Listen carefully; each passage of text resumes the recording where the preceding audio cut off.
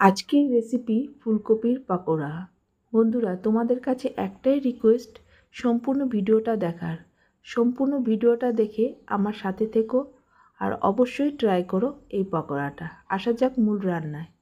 ফুলকপিটাকে একটু বড় সাইজ করে কেটে নিয়ে ভাপিয়ে নিয়েছি।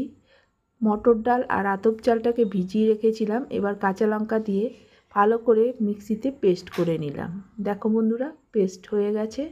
এবার একটা বাটির মধ্যে এই ডাল বাটাটাকে ঢেলে দেবো। এরপরে এর মধ্যে দিয়ে দিচ্ছি পরিমাণ মতো হলুদ, স্বাদ মতো নুন ও সামান্য কাশ্মীরি লঙ্কার গুঁড়ো কালারের জন্য। আমি এতে চিনি দিচ্ছি না, চিনি তোমরা এর মধ্যে অ্যাড করতে পারো। যেহেতু আমাদের ঘরে সুগার পেশেন্ট আছে, তার জন্য আমি চিনিটা দিই না। চিনি ছাড়াই বেশি রান্না করি, দরকার পড়লে আমি গুড় একটু অ্যাড করি।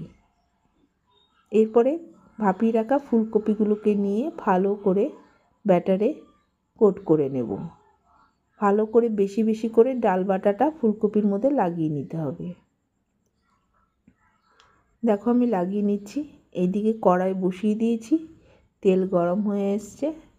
এরপরে আমি এক এক করে বড়াগুলো ছেড়ে দেবো তেলে। দেখো বন্ধুরা, বেশি করে ডাল বাটাটাকে দিয়ে পাকোড়াটাকে কীভাবে ভেজে নিচ্ছি। মিডিয়াম আঁচে এইভাবে তোমরা ফুলকপির পকোড়া সহজেই বাড়িতে বানিয়ে নিতে পারবে। খেতে কিন্তু দুর্দান্ত লাগে এভাবে বানালে। এক পিঠ ভালো করে ভাজা হওয়ার পরে উল্টে দিলাম, আরেক পিঠ আমি ভালো করে ভেজে নিচ্ছি।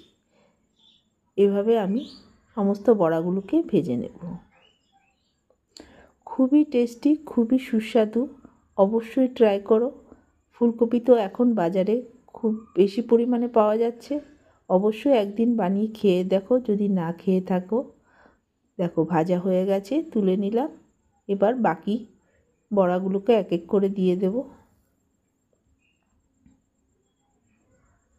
এইভাবে বাকি বড়াগুলোকে আমি এক এক করে দিয়ে দিচ্ছি। দিয়ে লাল লাল করে ভেজে নিলেই রেডি হয়ে যাবে ফুলকপির পাকোড়া।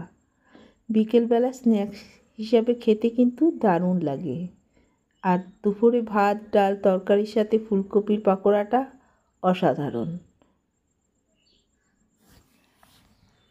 ভালো করে এক পিঠ ভাজা হয়ে যাওয়ার পরে উল্টে দিতে হবে। আরেক পিঠটাকে আমি ভালো করে লাল করে ভেজে নেব। কেমন লাগলো ভিডিওটা অবশ্যই কমেন্ট করে জানাতে ভুলবে না। অবশ্যই পাশে থেকো, লাইক শেয়ার কমেন্ট করে। দেখো ভালো করে ভাজা হয়ে গেছে। এবারে আমি বড়াটাকে তুলে নেব। এভাবে তোমরা খুব সহজেই বাড়িতে ফুলকপির পকোড়া বানিয়ে নিতে পারবে। ভালো থেকো, সুস্থ থেকো, ধন্যবাদ।